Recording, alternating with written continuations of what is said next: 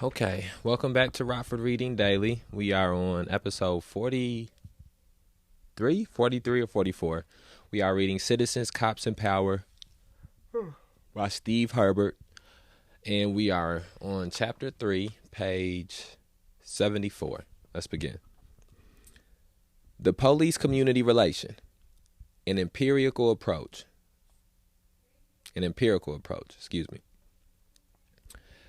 Just as we saw from debates about the political status of community, we see again normative disagreement, this time concerning the state-society relation.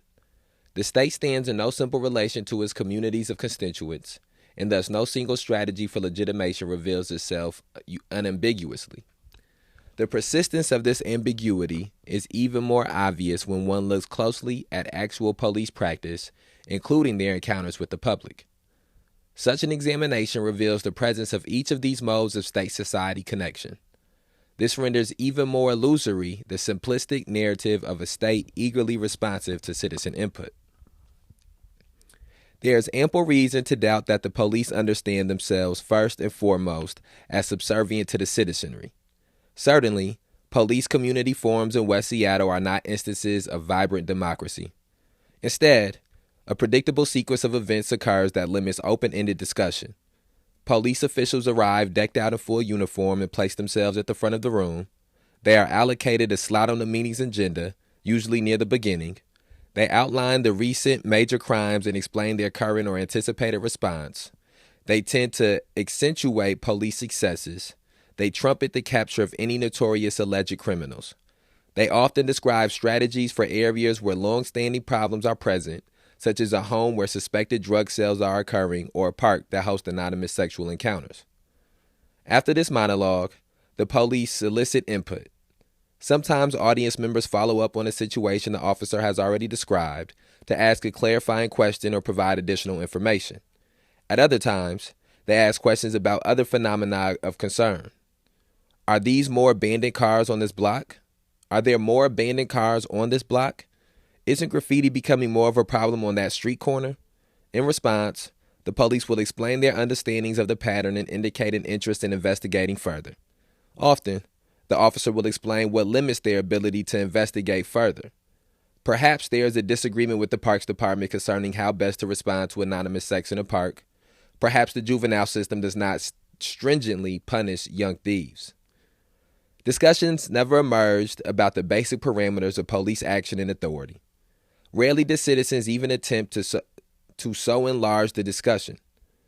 The few attempts that did occur were ignored or deflected. The police's central mission and tactics were thus never open to debate. Rather, they were a set of presumptions that necessarily limited the conversation.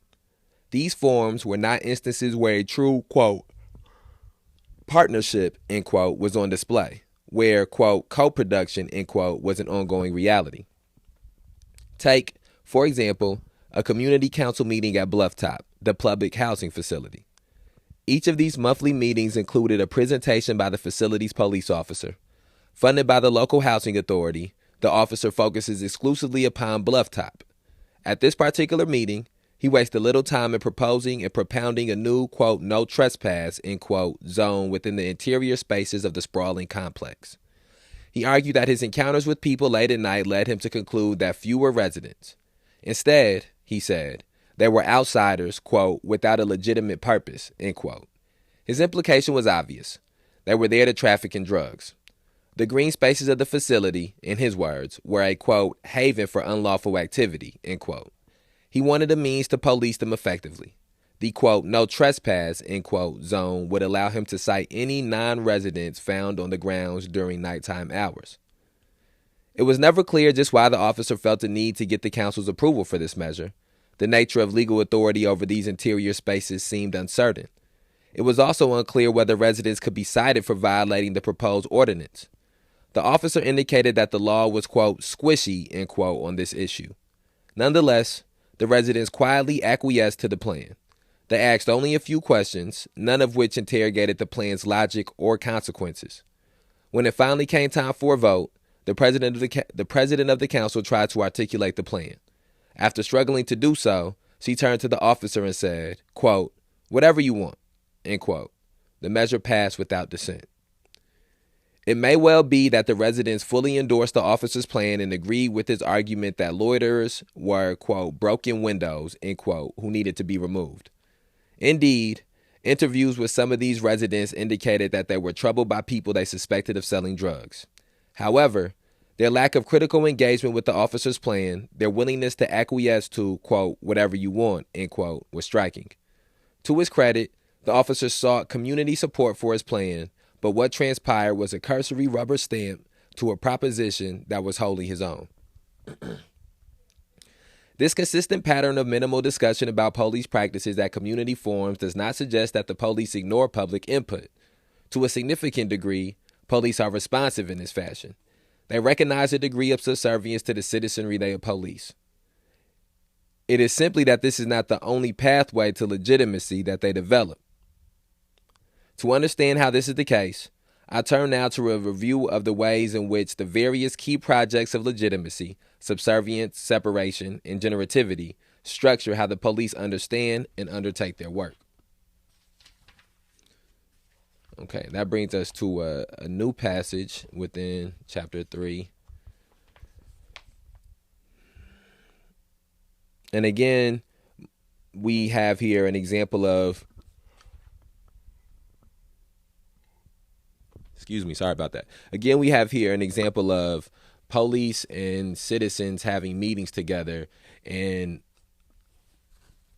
an example of how the police, just by presence, by their mere presence, by the way that they maneuver within these meetings, do the job of coercion. Some may use the word coercion or manipulation, in a manner in which whatever it is that they are saying, citizens, instead of taking with a grain of salt, they take to be, the gospel. They do, it's the opposite of a grain of salt. If a police officer gets up there and says it, a lot of times people just believe that it must be true, or they don't want to combat it, or they don't feel as if they have the power to combat these things. And I think that that's something that you see not only in a setting such as a community or a citizen and police officer town hall type of setting, but you also see that same type of setting when police officers pull people over, when police officers come to people's houses, when police officers interact with people on the street. There is a psychological effect that announcing yourself as a police officer has to that alters the interactions that they have with citizens. So that's the main thing that I took away from that is the regularity in which people are at a psychological disadvantage when dealing with police officers. The project of subservience. In any society where the democratic impulse possesses legitimacy, state agencies must engage in practices that demonstrate some subservience to the public. This is especially critical in the case of the police, given their tools of coercion. The specter of a, quote, police state is ever present with armed agents of government authority. An appearance of subservience offers reassurance that coercive authority will not be exercised arbitrarily. This is a particularly resonant theme in American political culture, where wariness of an overly intrusive state has a long and potent heritage. There are several means by which the police demonstrate their willingness to be responsive to the citizenry. Perhaps the most obvious example is the process by which officers are dispatched. Citizens can access the police department quickly by dialing 911 and request assistance. That assistance arrives with uncertain speed, but genuine emergencies generate as rapid a response as possible. When requests are numerous, police work can be largely determined by them, and officer simply spends a shift responding to call after call. Here, the citizen assumes the role of the customer and the officer the service provider. The officer's work pattern is compelled by citizen demands. Indeed, many critics of the police and many senior police officers bemoan the power of calls for service to dictate police practice. If an officer simply bounces from call to call, she is unable to spend extended time understanding and addressing an ongoing issue in a given neighborhood. Thus, the arguable need emerges to go, quote, beyond 911, end quote, to enable officers time to engage in often extensive, quote, problem-solving, end quote, operations. Senior officers argue that younger officers lack precisely these skills. As one veteran said, quote, "These officers go to a call, write up a report, and then forget about it. They think that's the police's work," end quote. He argued that the ascent of the dispatch system limited the development of a broader set of useful skills and orientations. He, and others, also argued that, quote, "aggressive dispatch," end quote, the drive to get an officer to a call as quickly as possible, necessarily meant that officers were often sent to areas outside their beats.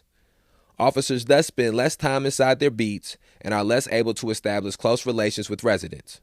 The goal of, quote, "beat integrity," end quote, of keeping officers within the areas for which they are responsible is thwarted.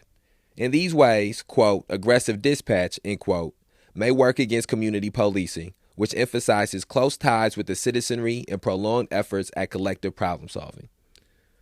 Regardless of the merit of these arguments, it is clear that the dispatch system represents the most obvious and significant way by which police departments are responsive to the citizenry. That departments endeavor to respond to calls quickly indicates a recognition that such responsiveness is critical to police legitimacy. Similarly, the fact that police officials attend regular community meetings indicates a desire to also demonstrate subservience to public input.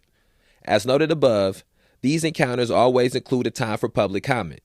That the ensuing conversation is often constrained does not eliminate the fact that the exchange occurs, and that the police feel compelled to outline a response to the information they receive.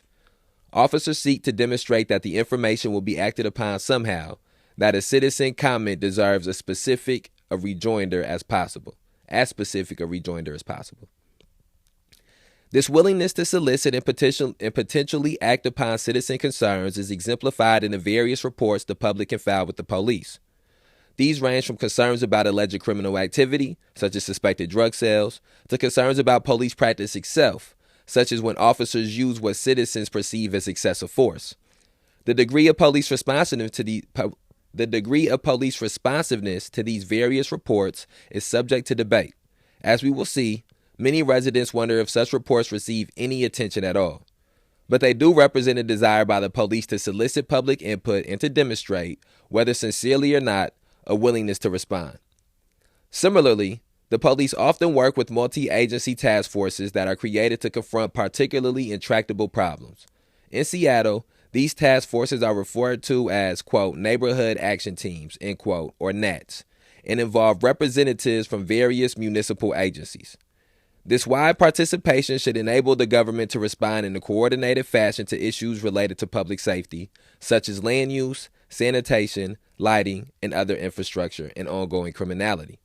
The police participate deeply in these projects and sometimes even spearhead them. In such a fashion, the police demonstrate an apparent willingness to respond meaningfully to public complaints about areas of long-standing concern. The desire to respond to continued complaints about such long-standing problems motivates much of the work labeled, quote, "community policing," end quote. Community police team members in Seattle are not expected to respond to calls for service. Instead, community police officers are assigned to monitor those situations that generate continuous complaints from residents. Absent such long-term attention, in theory, these problems will resist amelioration. I ain't never seen that word before. That's the first. I'm going to have to look up that word afterwards.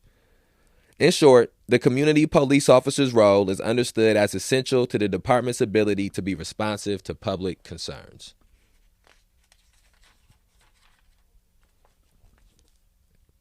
These are the most prominent ways by which the police pursue legitimacy through subservience. They solicit and respond to public input. They seek to alleviate concerns about crime and disorder. Through their everyday practices and their public interaction, officers implicitly recognize the citizenry's substantive role. Without such attempts at demonstrating subservience, the police's quest for legitimacy would surely suffer. However, the police place limits upon this seeming subservience. They also understand themselves as significantly separate from the public. The drive for separation springs from two distinct sources. One comes from liberalism's insistence on state respect for individual rights and from the constitutional and legal order that protects those rights. The other comes from the quest by state agencies, like the police, to develop and maintain. Okay, so I think one of the first things that stands out to me about that passage is how we have seen here firsthand the lack of effectiveness that filing police reports about excessive force by police officers has in Winnebago County. Was a woman whose child was pepper sprayed by the Winnebago County Sheriff deputies during city market protest in 2020. She took her child, she went with her child and some activists to the Rockford Police Department district to try to file an excessive force complaint. They told her that she couldn't because it was the sheriff deputies who had pepper sprayed the child. She had to go to the Winnebago County Justice Center. So she went to the Winnebago County Justice Center. Then from the Winnebago County Justice Center, she was sent in circles. She then was had to wait. And as she was waiting, the officer that came out to file the excessive force complaint for her was one of the officers who was accused of doing the act of pepper spraying the child, of one of the officers who was caught on camera and on pictures pepper spraying these children. And so eventually they sent somebody else out. Activists and her, they said that they weren't going to speak to him, that he was involved in the incident, need to be somebody else. Somebody else came out and took the report, and nothing ever came from it. There have been multiple people who I've spoken to personally, that not just even connected with protests, just in general, who have filed complaints of excessive force by the police department, and nothing has come from it. I was told one time a person went to go file a complaint of excessive force on a police officer, and at the office, when they were going to file a complaint, they were asked where they worked at.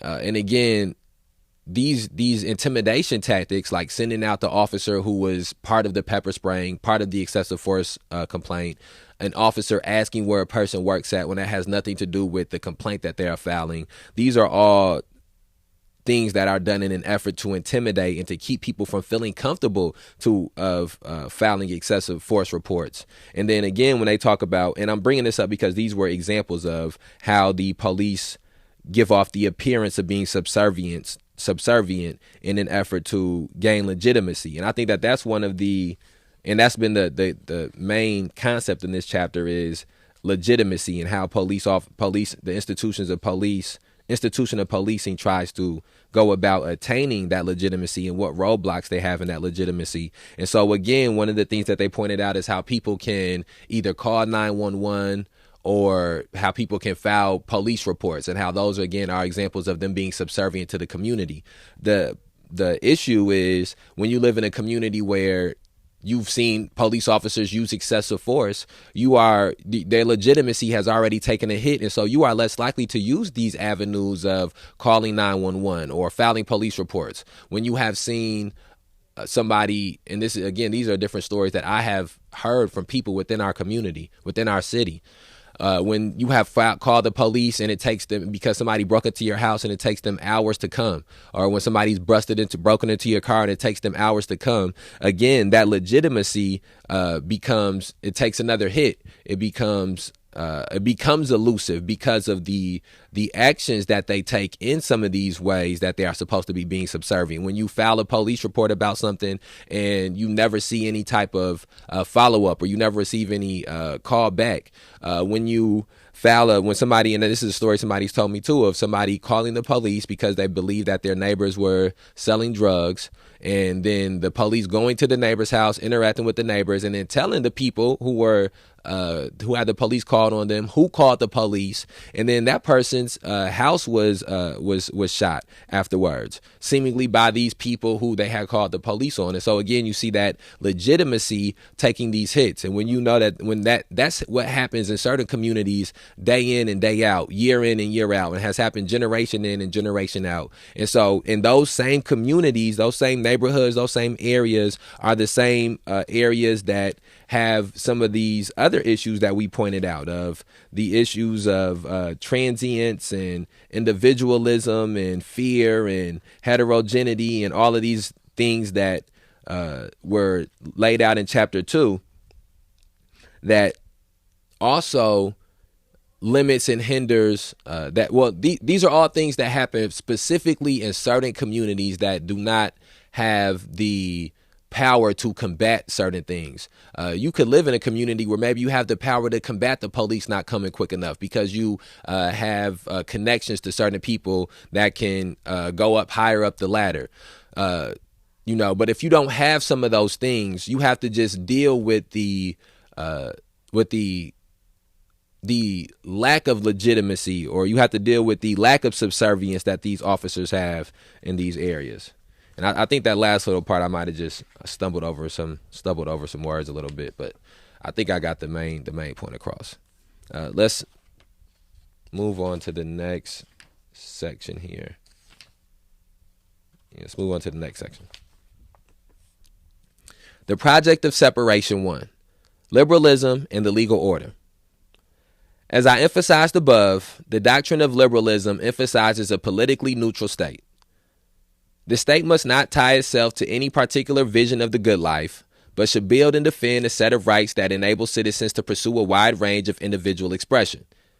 The expression of these rights is necessarily limited to ensure that one person's development of her free will does not limit another's.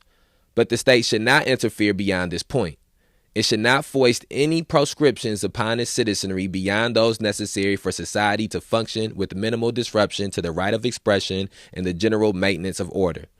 Hence, the importance of constituents to liberal states, for these provide the basic architecture of what the state can and cannot do. State actions are thereby not dictated entirely by democratic sentiment, but also by constitutional and legal rules. These rules help divorce the state from the project of strict subservience. Otherwise, the liberal logic goes, the state might capitulate to a majoritarian program that could diminish the liberties and rights of marginalized minorities. Consider the example of community policing. On the one hand, police departments engaged in community policing are meant to solicit input from localized groups and to respond strongly to that input. In the name of localized democracy, state agents and active citizens are to come together and, quote, co-produce, end quote, solutions to problems of crime and disorder. But what happens if a particular neighborhood group's concern involves the actions of another social group? What if, for instance, a group of largely Anglo homeowners is upset at their Latino neighbors, who perhaps pack several residents into a small apartment, or who play music at somewhat high volume?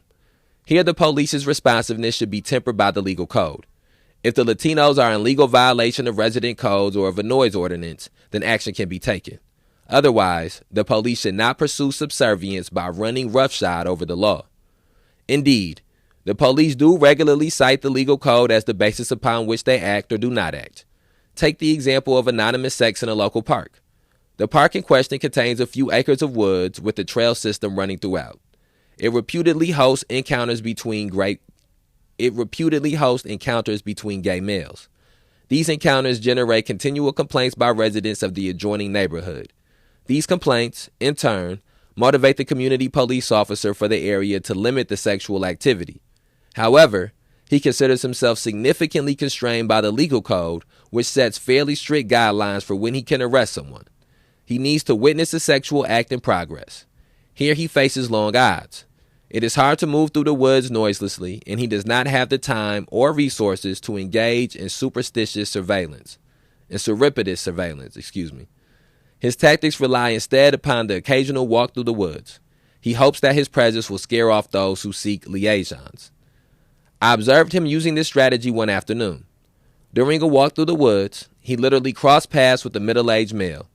The man turned tail when he saw the police uniform. The officer caught up to the man and asked questions about his presence in the park. The man appeared nervous. The officer expressed little interest in what the man did in private, but explained how he wished to keep the park free of illegal activities. Lacking evidence for an arrest, the officer dismissed the man after a brief sermon.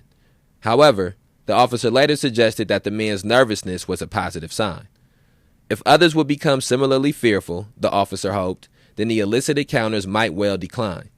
But this was a strategy that was clearly circumscribed by legal restrictions. The legal code also emerged around an issue that energized many activists in a high-crime neighborhood in Centralia. These activists focused their attention less on those who engaged in such activities as drug delivery and more on the landlords of the apartments where these people lived. The activists believed, as did the police, that the landlords did an inadequate job of screening their tenants and of regulating their behavior. However, the activists and the police found themselves limited in what they could do because of legal regulations surrounding enforcement of landlord obligations.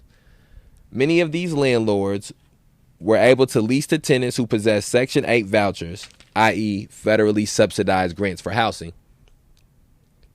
This meant that federal regulations helped determine actionable violations on the part of a landlord. In addition, the city of Seattle had its own regulations surrounding issues of building safety and other concerns, such as noise or accumulating trash.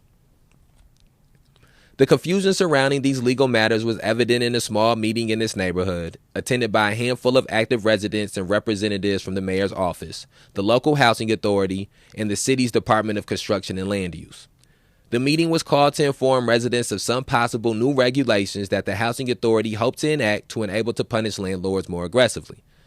But the meeting served to generate as much confusion as hope. During a wide-ranging, nonlinear conversation, several matters remained unclear. How much legal power the housing authority or the DCLU possessed, what happened when federal codes conflicted with local laws, what legal authority activists had to demand an official investigation of a given property or landlord, and how one could mobilize the police as part of such an effort. In short, the welter of legal authorities and regulations limited what state actors could do when addressing the loudly voiced concern of activists focused on reducing crime in their neighborhood. In this, and many-fold other ways, the law helps separate state actors and the community. The former can never entirely respond to the latter's concerns. In the case of the allegedly irresponsible landlords, the legal rules were designed to limit the intrusion of government officials into private property and to ensure a sufficient supply of affordable housing. This is but one example of the role of law in structuring the police's response to community requests. Even when a well-organized group of activists makes a persuasive case that landlords are culpable for their tenants' misdeeds, the police still cannot act forcefully. They are prevented, by law, from acting on simple subservience. And then that brings us to a stopping in that passage. And I think that we're going to go ahead and stop right here. It looks like this next passage is a little bit longer, so we'll say that for the next episode.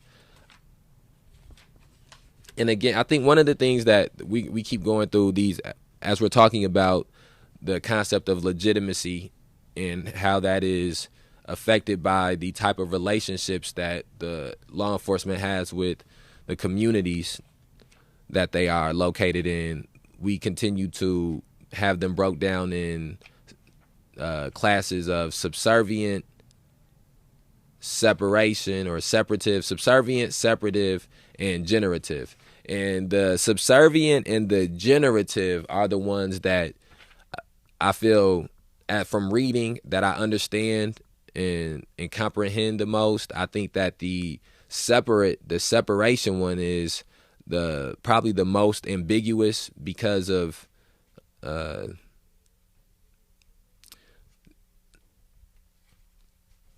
don't really have a reason that it's the most ambiguous, but for me, it's the one that seems to be the most ambiguous and sort of the more difficult one to articulate. So